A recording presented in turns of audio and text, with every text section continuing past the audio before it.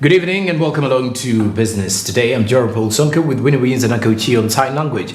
You're watching Smart 24 TV. But first, a look at our top stories. In Business Today, Uganda Retirement Benefits Regulatory Authority and Finance Ministry agree on provisions for pension sector growth. Ministry of Energy reveals regulations to transform the mining and minerals sector, licensing heavily addressed. Uganda Registration Service Bureau draws line in the sand over copyright infringement.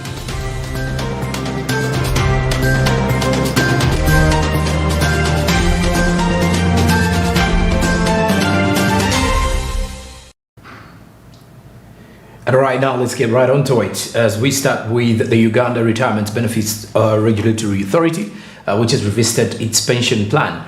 With only 17.8 million people employed in Uganda and only 3 million of them registered with the Retirement Benefits Program, the Uganda Retirement Benefits Regulatory Authority, UBRA, is poised to reach the 14 million people who do not currently participate in the pension program after carefully planning by the Finance Ministry and the Benefits Authority. We have more in this report.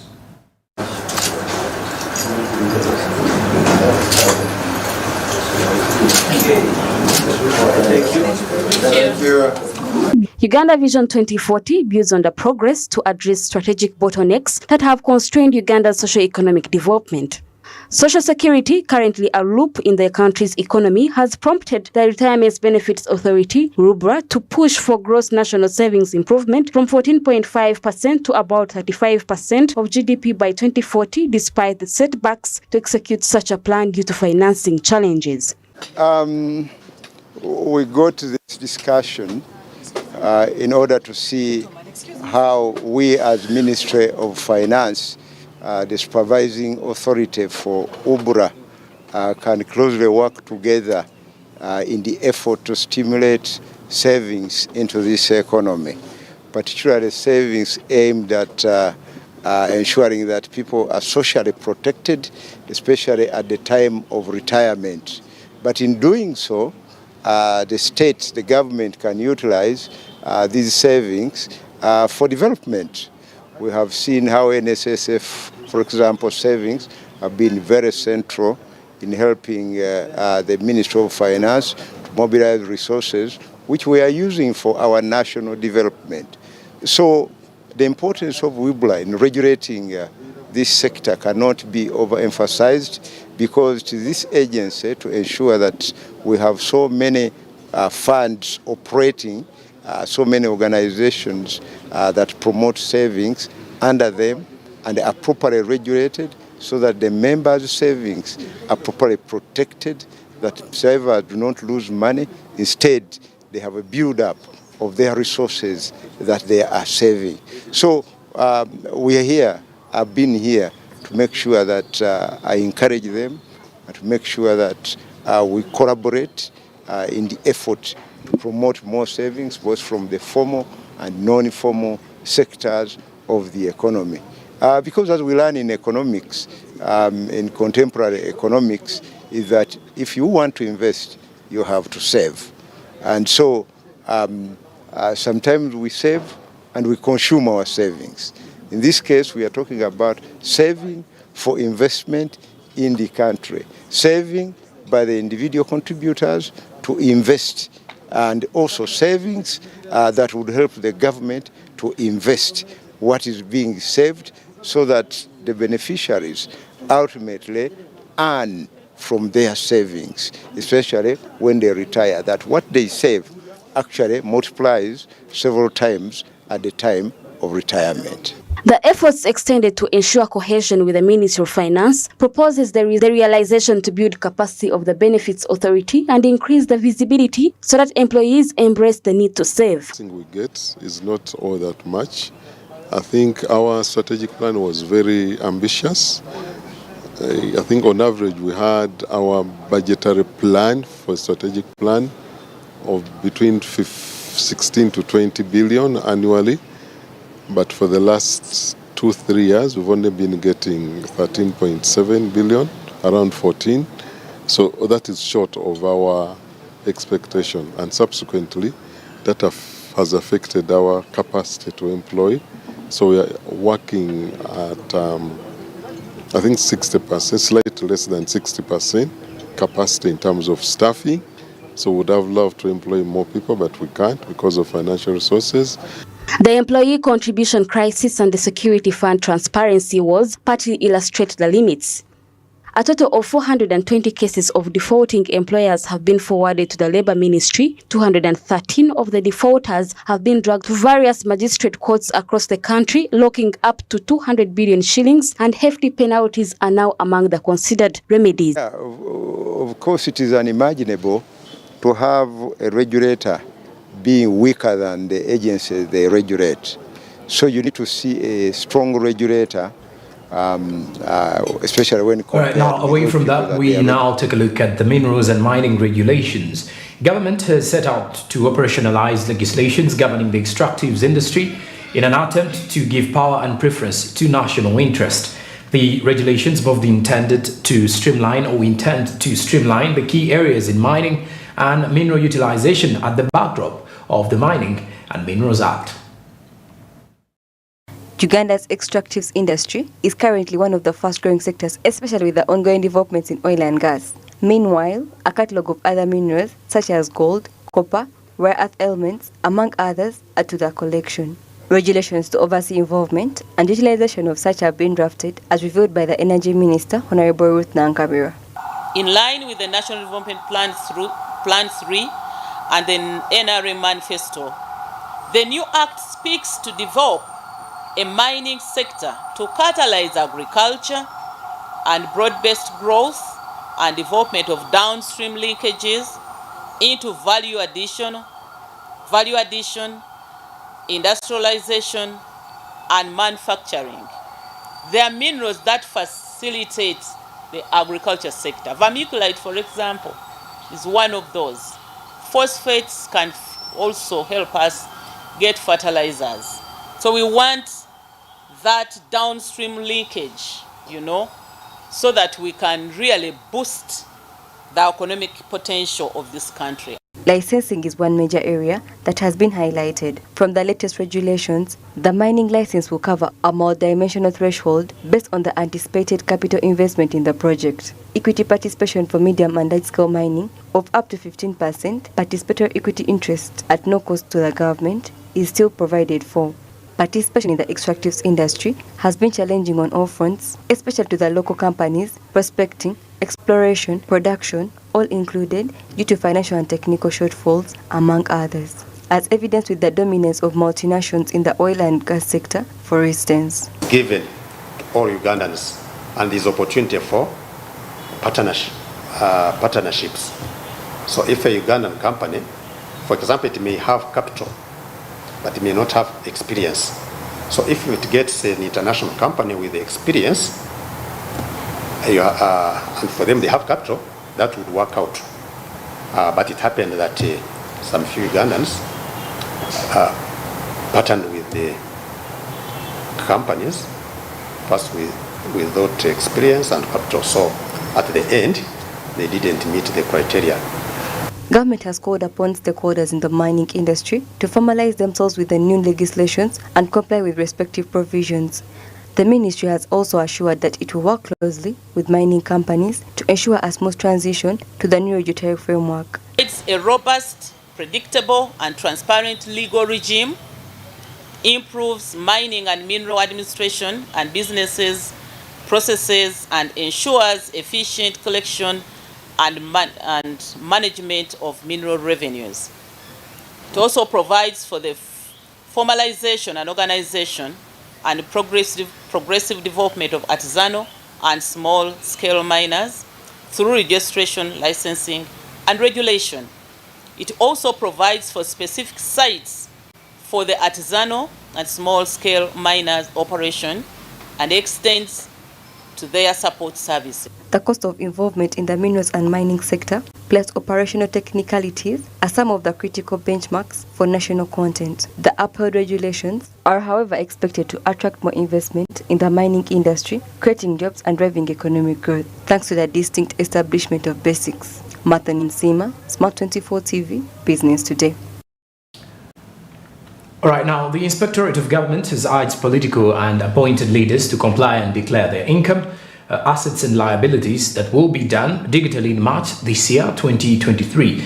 Betty Kamia, the Inspector General of Government, warns that whoever fails to adhere to the action will face the consequences. Bronia Katusime reports.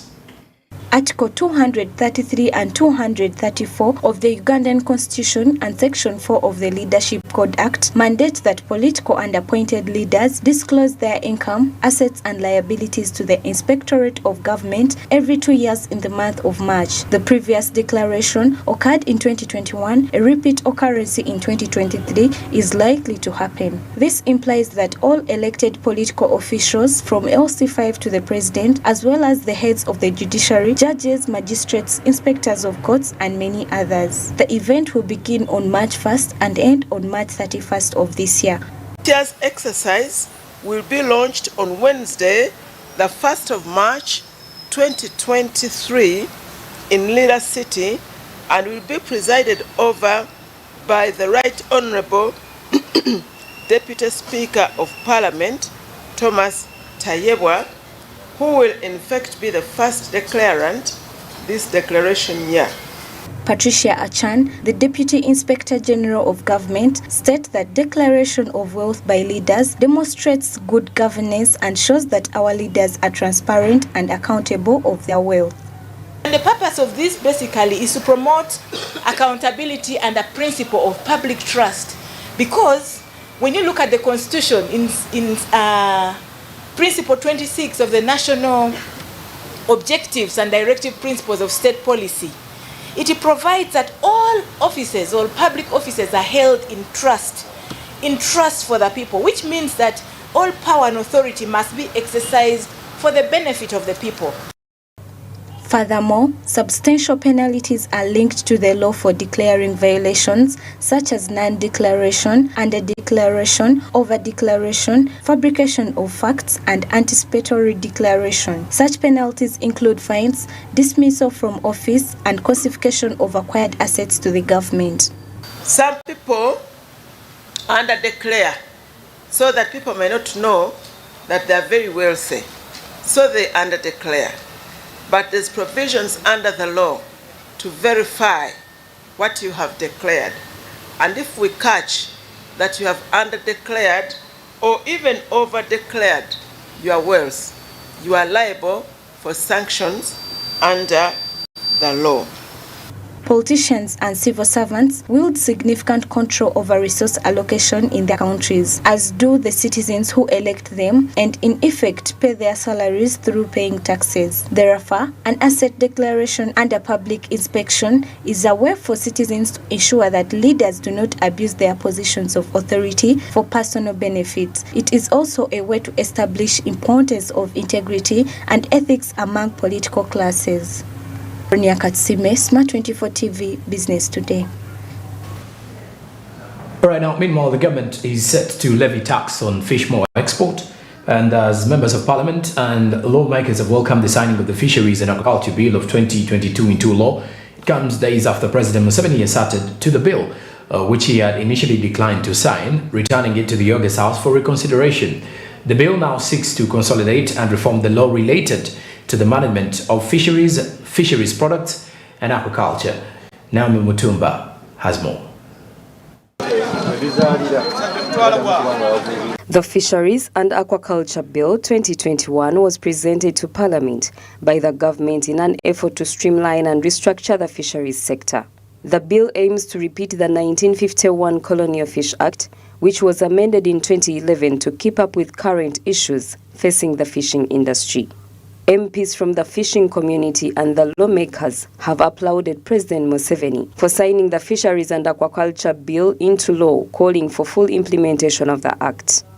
According to John Osapiri, the fishing business can be used to improve the country's GDP. With the new amendment, a new tax is put on exports of fish maw to foreign nations owing to increased smuggling. A kilo of fish maw costs $1,000, which is a significant amount of money lost by the country because the money is not regulated and is not used for the country's growth. One, the amendment introduces a levy of 8% of taxes on every amount of fish maw that you're exporting out of Uganda. So imagine you have 100 kilos, they will charge you 8%. While speaking to the fishermen in Gava, they claimed as this bill is going to affect them since they haven't been sensitized on how to acquire licenses. Bill eno bagireta nenge kigendero olusi kyangeri kije tufunyemu sente neso si ngeri ya kukomamu tutya ebintu byaffe ebiri kuki ebiri ku mazzi kuno. I think this bill was brought just looking at how they are going to benefit out of it, but not how the lake is going to be protected. Because from the way back, before buying engine boats, the fishermen never used to go beyond the breeding grounds. But now, the only problem is about the fishing nets that are substandard, yet it is government supporting this. Authorities further urge government to sensitize the fishermen about the bill before the implementation of this law, but also cautions the fishermen on embracing the law. I think before you arrest, you are supposed to sensitize fishermen on the modern fishing standards. That is very key. But also secondly, make it simple for people to access the license. If it's a fishing license, make it simple for them to access the license. Then thirdly, make the nets available and let them be in places that people can easily access.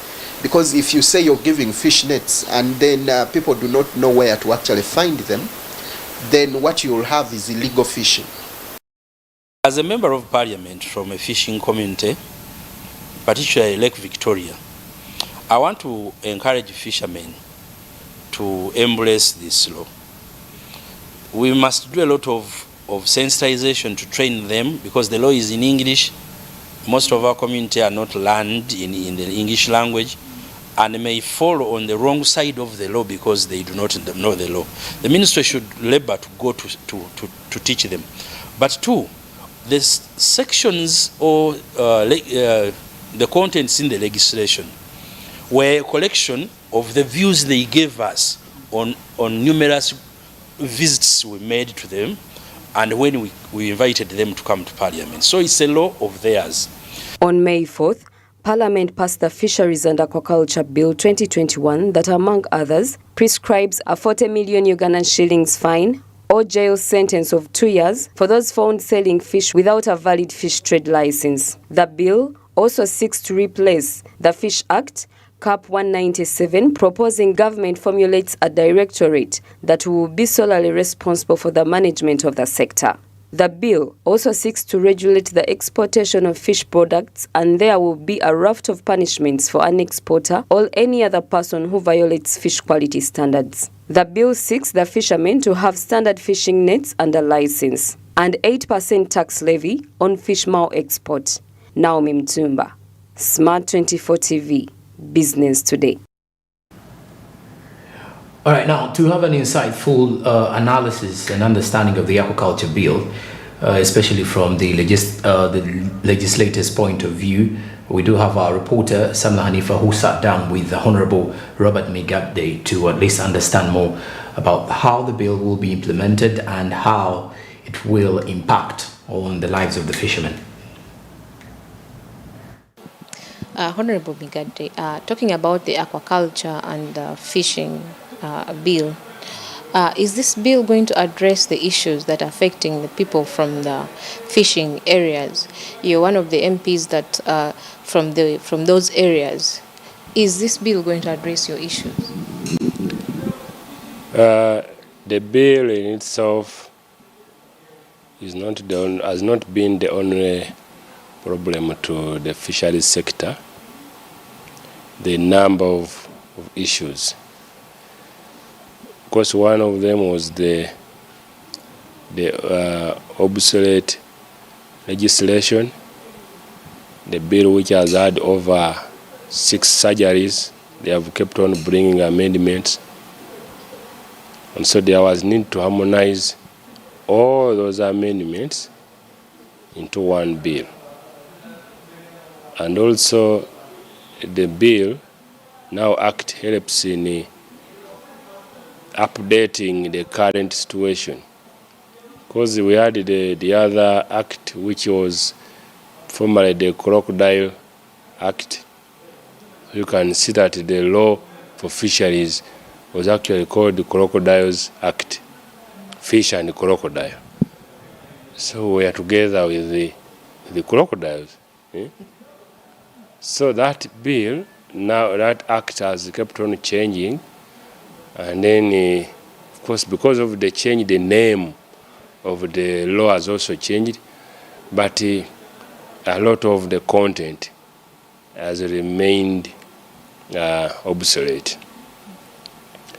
There are also methods of fishing which were not there by the time that law was made, and now such methods are being used. So, because when you have a law, it should be comprehensive. If you are regulating the use of fishing gear like nets, you should also regulate hooks. You should also regulate other methods, so that otherwise you'll have one group will think that you are using them against the other. So the law has been important. The other issue why the law is also important, the issue of punishment. In the old law was almost giving fines of 10,000, 100,000.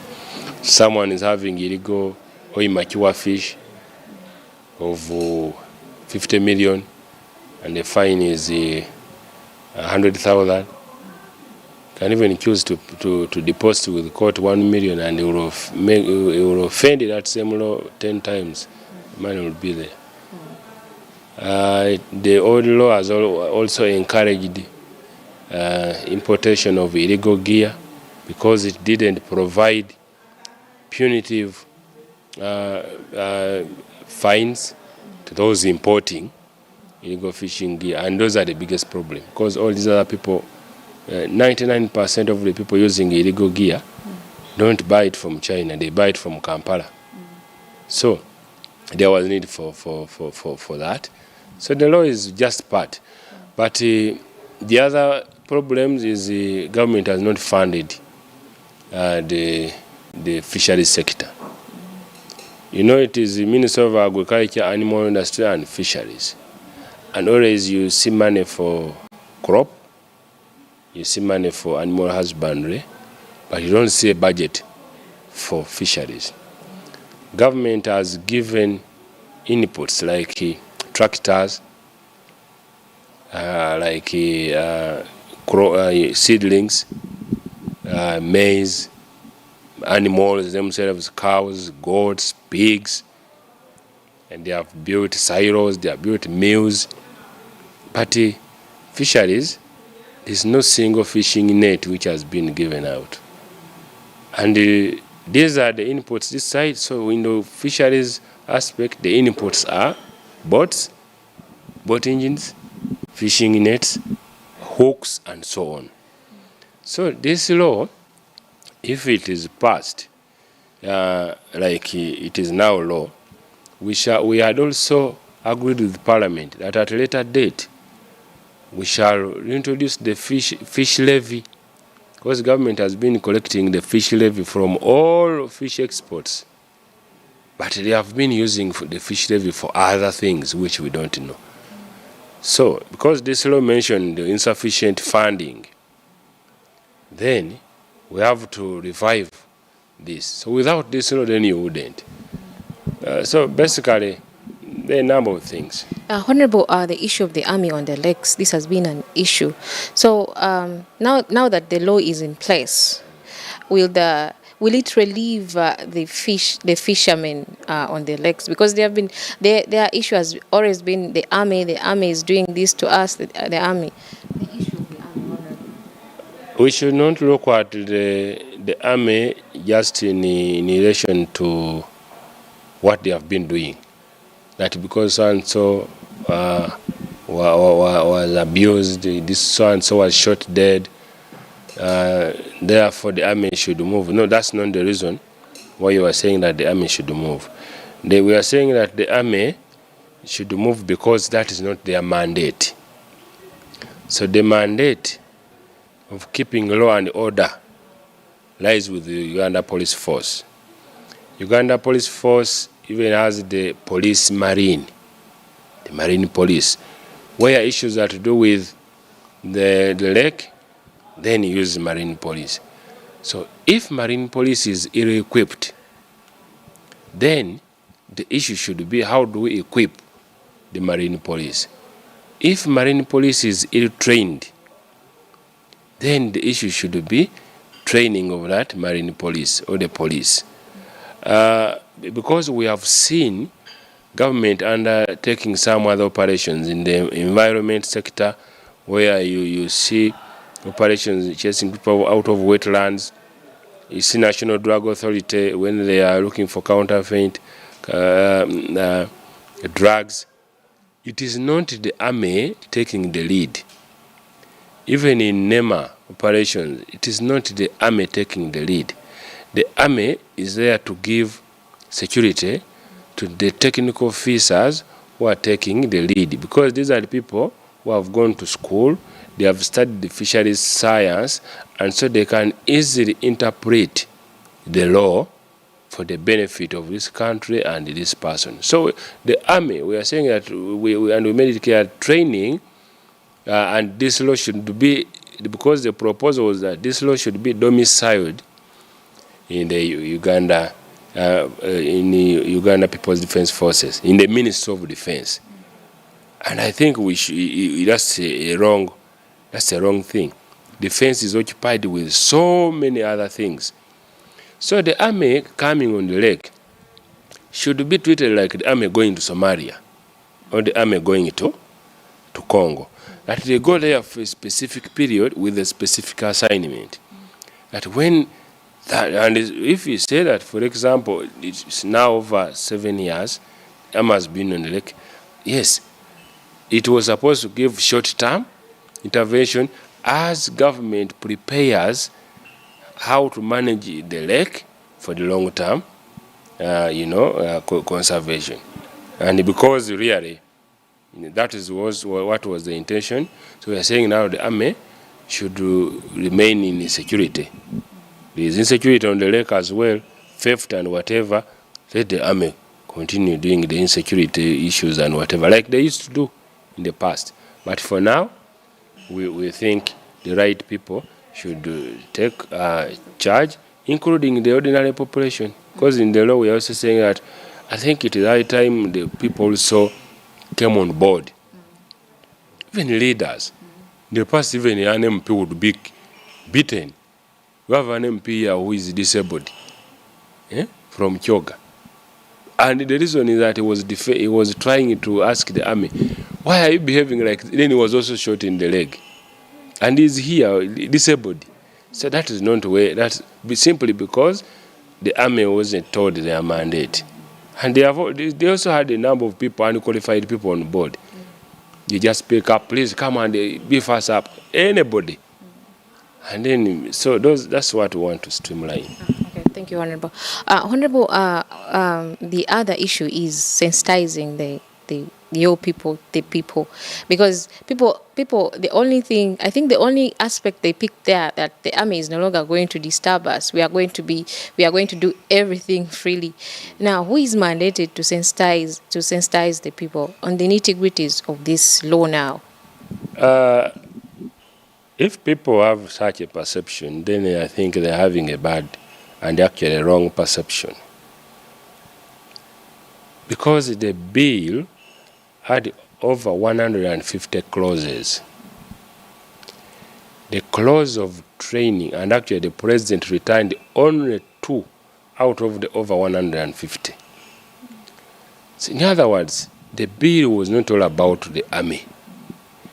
The bill was about the fisheries, the bill was about the fines, the bill was about the license, the bill was about how you handle what has been confiscated, or in which period you should issue the license. So many things. So it would be wrong for the people to think that because the law was signed, therefore we are going to fish the way we want. The law has not said that you should fish using wrong gear. In fact, the law has put in place serious punishments which never existed. Serious punishments where if you are caught with illegal gear, you will pay a fine of, let's say, 2,000 currency points. That is 40 million. So that means if you remain or you are imprisoned for 2 years. So previously, things have been done the way they were. So someone should know that even in the absence of the army, I can be imprisoned for 2 years. I can pay a fine of 40 million, which I don't have. So at the end of the day, the only option is imprisonment. Honorable, you're a member of parliament from Buvuma Island. Have you interacted with some of the people regards to this law? The committee had oversight, and I represent Buvuma. We made our plea very clear on the floor that we shouldn't pass a law without involving stakeholders. So we received a number of stakeholders here in the committee, but also we went out. We visited only 3 areas. One, there was a meeting at Chindi Learning Site, there was a meeting at Kasali in Buvuma, there was a meeting at Katosi in Mukono. So for example, every member of the fishing community from Buvuma had the opportunity to go to any of those areas to give the views. So there was really wide consultation. And even the Parliamentary Forum on Fisheries, which I also heard, appeared before the Agriculture Committee. Because it is these members of Parliament now who have the touch from the grass. So they appeared and also presented. The Association of Fishers and Accusers of Uganda also appeared on behalf of those involved in Mukene. Silverfish appeared. Those involved in Fish More, they also appeared. So, but then, it is one thing passing the law and another thing people understanding it. So the law has been passed. But by nature of our people, most of them are illiterate. And the law is in English. There are even members of parliament who are asking what is in the law. So many of them, because it wasn't their interest. So now we are working with some stakeholders to see how we can popularize and sensitize our people as Parliamentary Forum on Fisheries, so that we can visit different areas, we hold meetings, then we explain the law. It is not our duty, but it's better. The purpose was that if the people know what is coming and they know what their mandate is, then probably the law may be easier to implement. So we shall move, not funded by Parliament, but we are finding how, as MPs from fishing community. So we shall visit different areas, trying to, even in media, like even now, so we are explaining and articulating the law. So we shall continue doing that. Thank you so much. That has been Honorable Migade Robert from Buvuma Island, giving us an insight in the aquaculture and fisheries bill, which is now a law. And we believe that this law will address the issues of the people from the fishing industry and all those other stakeholders in that very industry. Back to you in studio. That is all from me, Samla Hanifa from Parliament. Thank you very much. Thank you very much, Samla Hanifa, for that one. As we continue with more business today, looking at the copyright war that has resumed. Now, Uganda Registration Service Bureau has warned the public against piracy and copyright infringement. Mase Kaineguisho, the Registrar General at the Uganda Registration Service Bureau, says that they are looking forward to protecting the rights of a composer of artistic work and streamline the registration of copyrights to have some level of commercialization. Pedersen Mombere followed this up. The Copyright and Neighboring Rights Act of 2006, unlike the former law, which is civil in nature, seeks to protect all artists and agents who sign contracts with artists and pay an agreed-upon sum amount of money to them, so that they can then sell those artists' music to the public. According to Mercy Kanyuvisho, the Registrar General of the Uganda Registration Service Bureau, there are loopholes in the current law as well as implementation issues that they are seeking to solve in order to achieve some levels of commercialization. You don't just wake up because you're talented and you replay somebody's song. You have to seek permission because, for example, copyright lasts the life of the person, of the creator, from the date of creation. For example, if I sang a song now or wrote a book now, I will have copyright from today up to the time I die at 100 years. Then after that death, then you count 50 years, even from death. So copyright is like for a lifetime. And I would like to encourage all artists, all musicians, all performers, all producers and managers, before you run anyone's song, especially the old songs for the old celebrities. The copyright law, if implemented by government, will benefit the artists who claim they do not substantially benefit from their work.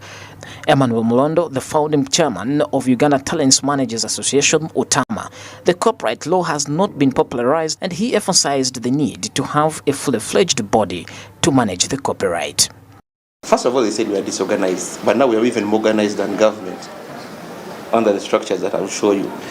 Then two, it's their duty, it's within their mandate, because they take a yina ukuli popularizing and very take care of both the infringers and the rights owners. It's their duty to judge because the sector of Ujima is characterized by almost 80% informal people. We are trying our level best to collect our in our government. They are part of government. Let them also ask for budgets to have this law at least in this financial year. It can come of July 2023. They can be popularized. We are the National Intellectual Property Office, the National Copyright Information Center. We are the coordinators of the National Intellectual Property Policy. You have to approach us, you have to come to us so that we protect you.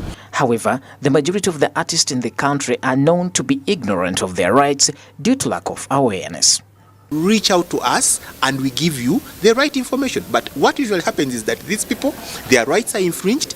You just see a simple post on social media, but reach out to us because we can't intervene before. So for us, our mandate as URSP, we shall give you the information. But at the end of the day, you, the owners of these IPs, reach out for the support. And in some countries, unfortunately, intellectual properties are not respected. And this will ruin the economy. So that's why we are trying to support these activities, and we work together with WIPO and IPO so that each country has a great chance in science, technology, medicine, music also. Those who sell music illegally may now find themselves in court, where they might be ordered to pay damages to the artist as well as be required to destroy any illegally obtained music in their possession. The new law also protects the artist's work 50 years after their death. Pedson Mumbere, Smart 24 TV, Business Today.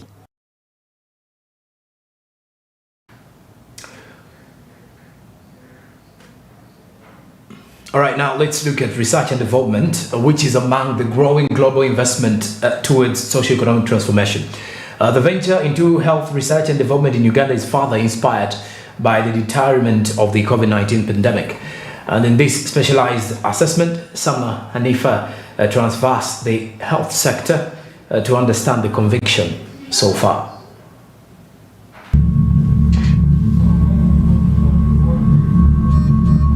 COVID-19 was a wake-up call for world economies, especially in Africa, to start investing in science. Health technologies keep emerging, though little information is put out there for the masses to understand these things.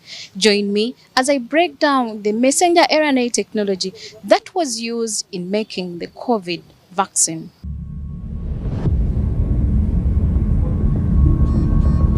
Messenger ribonucleic acid mRNA vaccines made their first successful public debut in the effort against the COVID-19 outbreak starting in the late 2019. Messenger RNA vaccines are now regarded as an attractive and promising alternative to conventional vaccines. Several people in Uganda were hesitant to get the COVID vaccination when it was first introduced for unknown reasons, and others kept speculating about the vaccine's manufacturing process.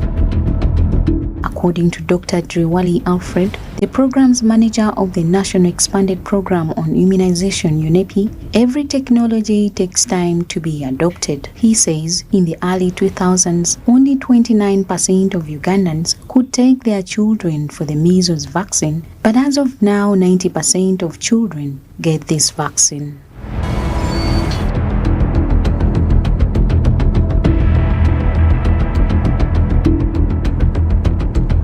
For vaccines,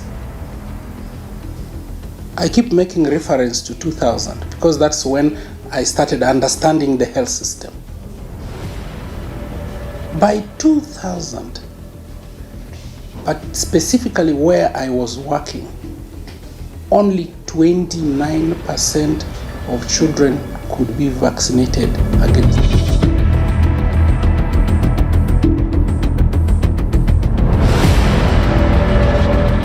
The mainstream media was flooded with conflicting information on the safety of the vaccine when it came to the uptake of the COVID vaccine in Uganda.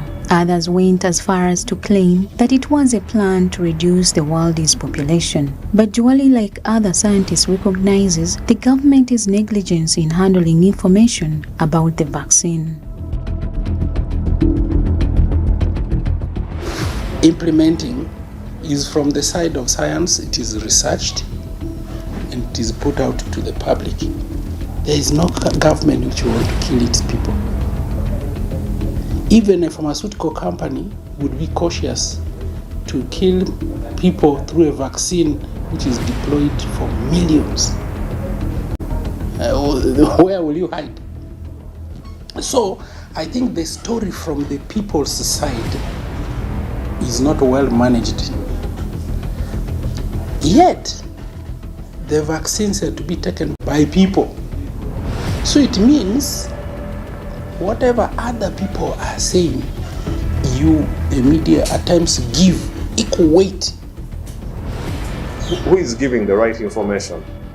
It's government, and I also must have, to a certain extent, take responsibility as part of government that we didn't come out aggressively. In terms of the infodemics bit, providing that information aggressively, I think there's a time when the fourth estate was not really in the social media influencers, people to drive that information and counter the naysayers. One would wonder why it has taken so many years for the HIV/AIDS virus vaccine to be manufactured, yet it only took less than a month for the COVID vaccine to be in place. Dr. Joseph Masajage explains this narrative. HIV works in a form that it replicates, it changes after a week or a second. So it is very hard to get a vaccine of such a virus that all the time is changing. That means it will be like multiple vaccines.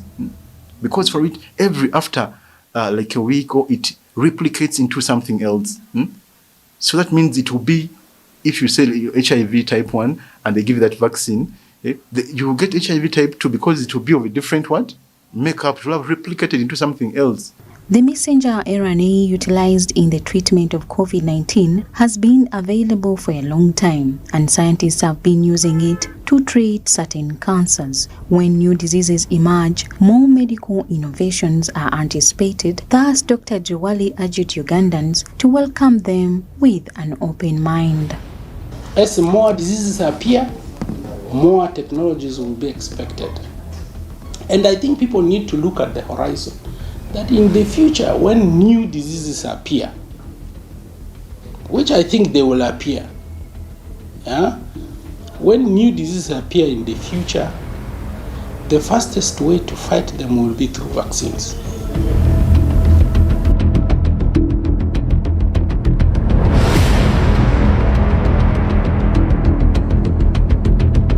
The majority of Ugandans have talked about their experiences with the mRNA vaccination and have reported having few side effects after getting their first shot. But a minority of them have also reported having more severe side effects that have had a negative impact on their life. Ugandan journalist Ms. Rwama Alice discusses with us her vaccination experience, which she now regrets taking. But I felt as if I was going to die. So they rushed me to Mengo Hospital. According to medical experts, different people react differently to certain medicines, and this explains why some people have had severe side effects with the COVID jab. Additionally, some cases could have been sparked off by some other underlying illnesses. To know that every product which is given to you, either medicine or vaccine, will have side effects, because the vaccines are meant to stimulate your body, so your body is activated to fight as if the disease you have been infected. The body is going to fight.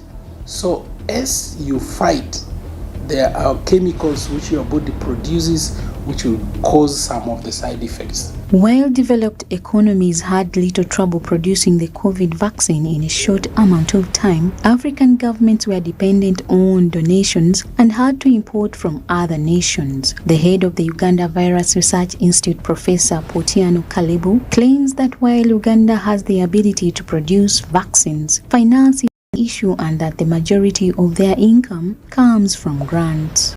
Is the little funding from our African governments. If you want our research to drive the economy, African governments should put in money. A lot of the research funding is from other countries, and you may do research on other people's priorities. So in Africa, generally, we have to get money to fund our research.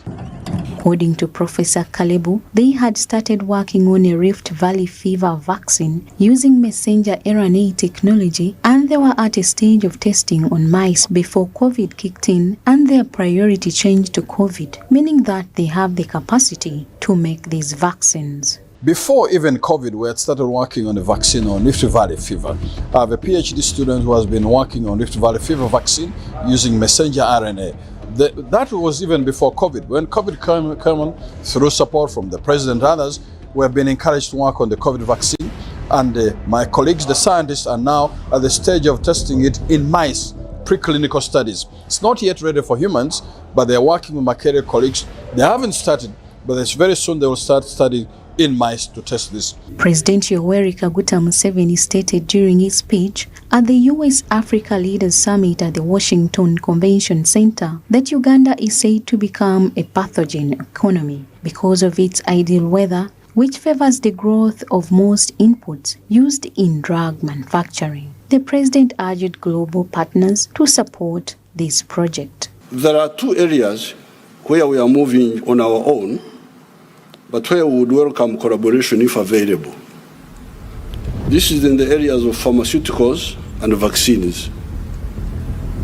It is not correct to continue with the present arrangement where in the global share of pharmaceutical production of US dollars 1.42 trillion, Africa's share is only US dollar 16 billion. The chair of the Parliament Health Committee, Dr. Ayume Charles, emphasizes that the government is required under the Public Amendment Bill that was approved by the legislature to inform citizens of all relevant facts regarding new vaccines so that they can make informed decisions in future. They hope that in so doing it will address public concerns around cutting-edge medical advances.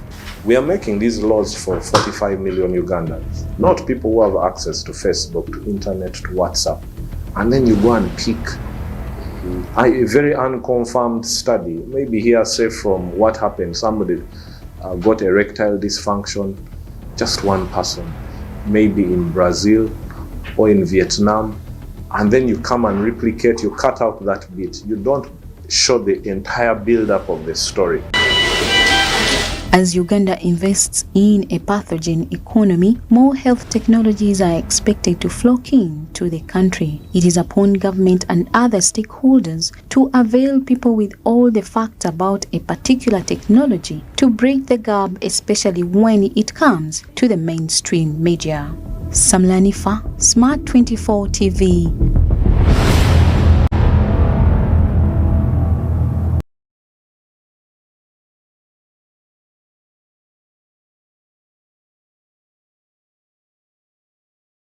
Big report, that one. Besides that, as we come to the end of business today, let's have a recap of our top stories. In business today, Uganda Retirement Benefits Regulatory Authority and Finance Ministry agree on provisions for pension sector growth. Ministry of Energy reveals regulations to transform the mining and minerals sector, licensing heavily addressed. Uganda Registration Service Bureau draws line in the sand over copyright infringement.